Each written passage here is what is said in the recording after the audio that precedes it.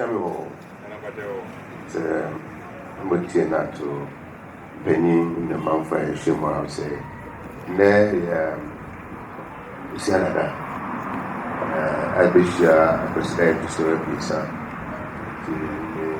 the opinion of Afishapa.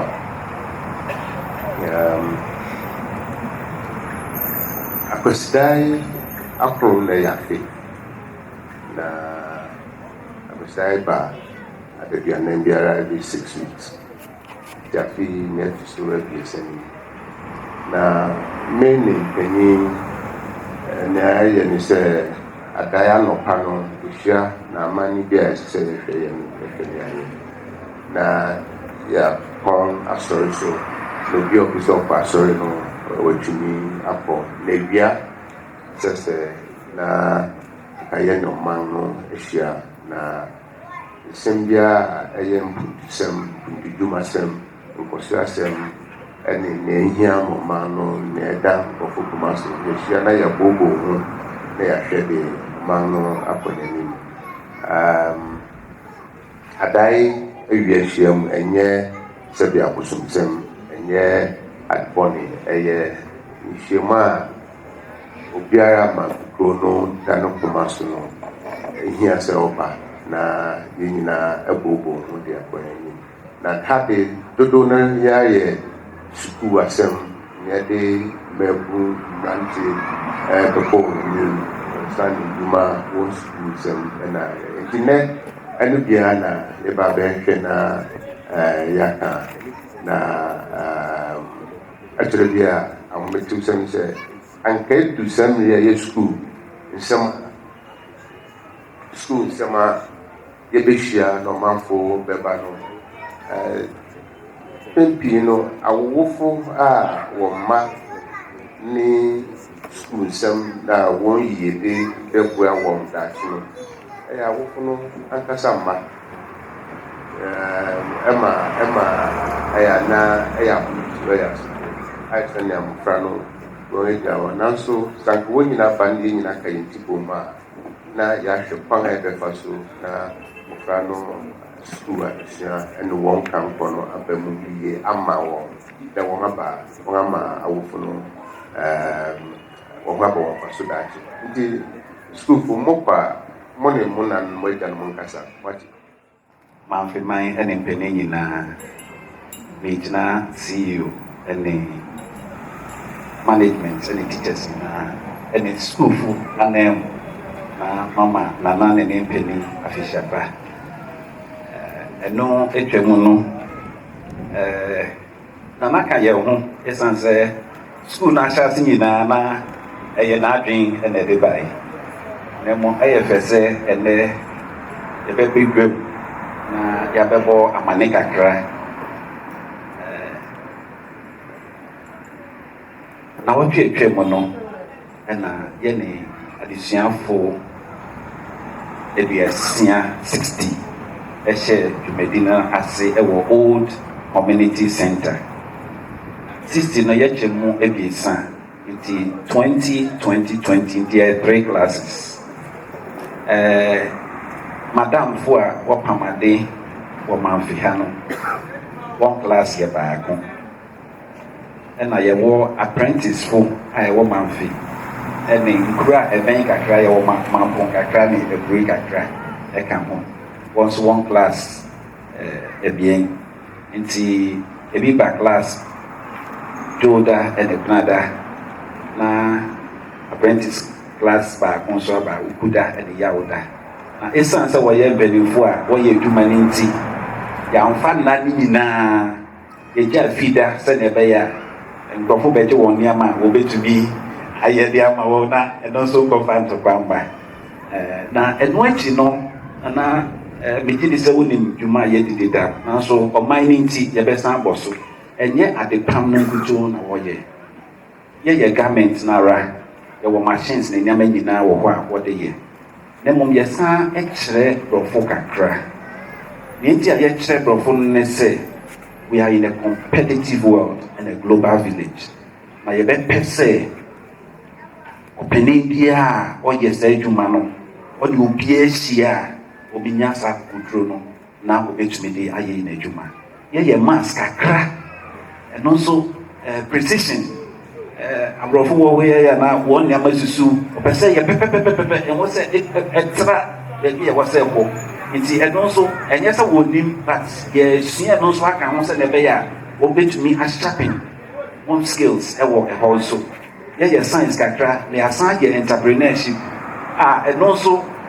obetumi e dia tere wo adwuma nim ana obetumi dia che adwuma foforo ase nti 60 group no na me ya adwuma enu afie wie no na won ewie won adwuma wo certificates nso a obenya no wo tumi de ko be bia it is recognized in Ghana and internationally na ya wadaroma and it me yes and na it so elder wase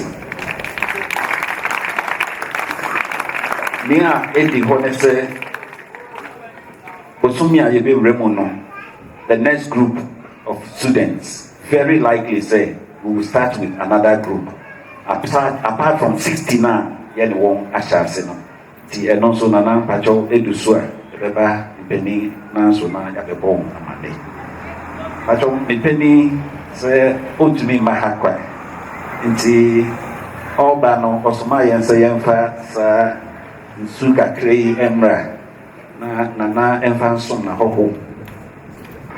ejini se yekoye ni no obehu ni a dwuma kakra ya hyase ewo ho no so mfaso bebree yebekọ so ataba yebesere nso se manfiman se obi enam community center ho na joda bunada ukuda yaoda ye class as 8 o'clock on the dot ye go break 11 near by 11:30 near beto aso na ya pon 1:30 sa mri nyina obi a obenya kwan no apon na abie obetumi aba mo abehwese ne ade kire ene adesua ekoso nana ene ne mpani eda mo ase ebezi chamu nyina aso sene kan ye frame Derek ya odu gwedi oka ya gwedi na eno ano no aso sene dia chase ba ye be mi ni ayo official lunch ye betu ensa frɛ nana ne nana no nyina aba CT vet for mo so ya senso so ye betu onsa afro mo no nyina aba ye guso e dwendwen ye ne nana na ye toatoa data ye de tum mani ai be ye lunch na meka ka ho ba meka saka bi menin se osabare ma de ba adesua ya de kase da na koma so ne ne mpanyimfo memu ye hyimu ha ye sremo titu ne asuafo mo yire mo ho na ya de pa se botima kwatwi school yaba ya sha se with fashion and garment nyame child ye kwa ni ma ye de cosmetology background makeup any degree background consumer electronics so ye hwe ni se de background na wotwi obi frame say wo hu say ye school no ya tro plumbing any automotive ni ade na certificate ama ni wo fase ema me arosemu say komafo no so any job even though say yen chance omo every busa ba ya ye na penya say ye besua de ho no ye mbɔ modern na teacher fa no be train bia ye nsua na nyame be bie kwa kese ama damas pato meaning say yaka we aka but school no abufra bia entia hwe ntoma ode be pamade buko be kan computer be use ni nyina e free na any mpanyofo any CT virtual romantina aye free of charge entia hwe yan so to say ye registration na be true din share da ho utimi media be fa ana every year in programs so say for national proficiency 1 and 2 and national certificate 1 and 2 and me better make a certificate but in BBA free damas and so last year and many before school started na your parents go say school for need to one school atade a wɔhyɛ no na nokwasɛm sɛ wɔtumi sisa na naka eye na many teacher for heads in the kasa no say umu bi wo ha say the fie ye the ye enti enama etisa me a me hui say many very no and teacher for say abofra wo ko school na ne school atade attitude ehu akika ahokeka pa odi besua de for classroom no jana iniwo se ferry any ade bebe ibene benye didi nkoma na yen nya yenya e friend okro munimo meni ne didi nkoma no so na obehwena wabwa na yede apam uniform number school the mass school for 450 250 450 to grow case of that na me friend pay la for wo program so the about the permanent name to me fan ko baby ko pam ti ya do to ani and also na say school for school atade ya be pam there and so say what the materials na ba e be pam free bi ache amano the school and look at meye ade aneye akai na anumu na because education the food in Bogodi na so say yes nanka wonga wapamade any TVET the other you know ebetumi ama etumi gina mafia nampo anyahwe a ebenya mafia as a garment center fashion center wo Gapimha na work susu we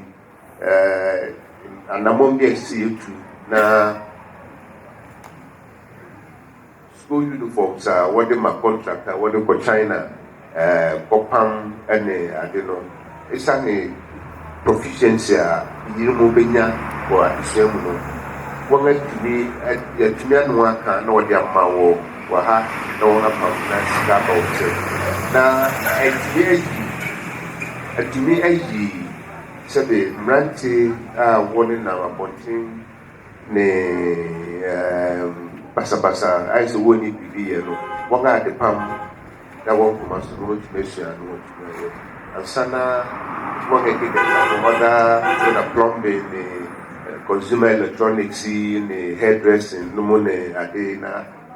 wode aye eno na this are divide so no kanu garment and fashion no wodi fiase but if any say you better so I passing many presby suffer getting come yes say actually no say you throw in there a proper TVET institution na senior school or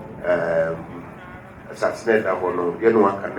ye dey no alcohol and a long term but the better establish a TVET school ma can you know na abia sabi enye mo friend na and a bit for university enye mo friend na no bit for nursing training enye mo friend na a bit for teacher training enye mo friend na a bit for technical university and I say Kano technical work kan poly Kano poly no enye wonya no ebi mo ha wo won san duma na jampa na yetumi identify or identify or no so we to be sure bi na wo da ye na ama yede aba ne ameka ka ho mo ye na chinchin ne wo ha no biafro wo say na best ye bibi ti ya fi ni about 6 months afi ropa fini na many penny tupan kobe to wa ya penny for ahimfo na penny ba ko ba so what's the one man fini am say you so sanya penny tia pano penny eje ko na mo pra no me ye project bi wo manfo assembly amani project bi se onye na wa hwe ni ma assembly no ntia no ne sika ɛsɛ wotua no nti sɛ yɛbɛtumi ne assembly no akasa ɔne wɔbɛka na wɔde dan no a ɔyɛ no wɔde akyerɛ apanyampa asase no ɛyɛ man asase yɛn antɔn ama assembly no wɔbɛyɛ sɛ ɔkɔba bɛyɛ vocational training center na ɛho nsɛm yɛ nti mɛbaeɛ na mekɔhu MC bɛrima Sedu Labi sɛ bɛrima sɛ wɔne mmɔde ka bi a montumi nsua no na Nyankopɔn abɔyɛ yɛn adom sɛ nipa no deɛ ndosɔ de bɛkyɛ a ɔnyɛ hwee na bɛrima sɛ nana sɛ ndanka yɛ asɛmpa ɛyɛ de ayi ɔhaw afi yɛn so nti nana yɛni hu asɛm sɛ ɔmbɛfa nkɔ na ɔde ma ɔman no na nea ɔde bɛyɛ no nti nana ɔkyerɛw kɔma wɔ ɔkyerɛw so wɔni hu asɛm na nkɔfo na kyerɛw so wɔde akyerɛ ɛno ne building na ɛwɔ hotel no opposite no gua no so nti mekakyi ɛyɛ matman na yɛde boa wɔ community center no saa yɛmfa nhae sɛ bi wɔreyɛ na yɛde hae sɛ wɔntua torɔ ana wɔntua kabrɛ kɔsi sɛ yɛ manfofo ɛna ɛbɛboa wɔ na ɛyɛ ɔman ade na wɔreyɛ nti ɛyi nso yɛbɛkra ho asɛm na sɛ bɛtumi ama yɛatuma trɛw programs na wɔyɛ no mene mamfepanyin yɛaka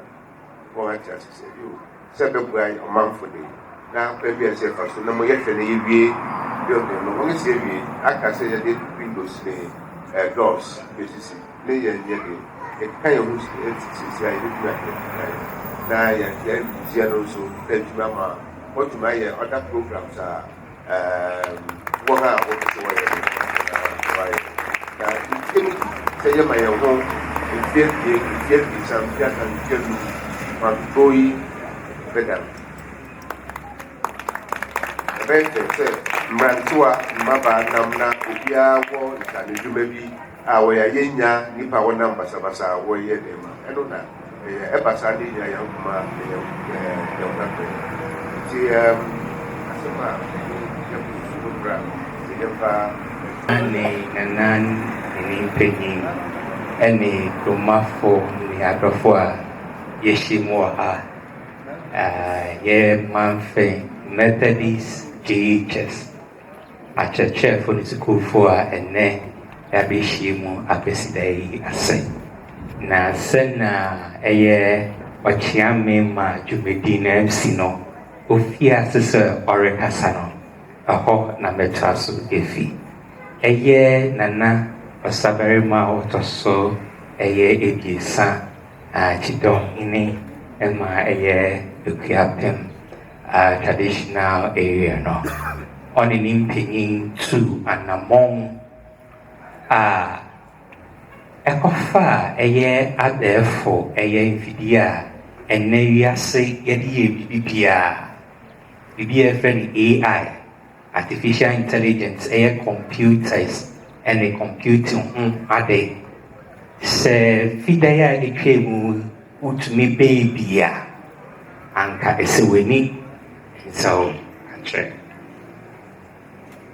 nana ne mpanyin ne adɔfo bɛyɛ school no adɔe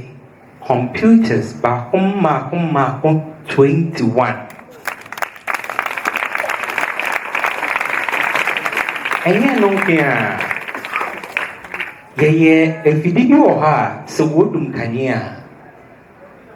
a ɛtumi ma ɛyɛ afidi yɛ dwuma berɛ a kanea ni wɔ ɛbɛtumi ama afidi yɛdi dwuma bɛka sɛ ɛyɛ 3 hours of continuous power saa afidi no ɛka ho biom yɛwɔ ɛyɛ ne yɛfrɛ no stabilizer sɛ yɛn current no ɛkɔ soro ana ɛba fam a ɛno na ɛhwɛ na nneɛma no mbulo na ansɛe saa stabilizer no ɛno nso ka ho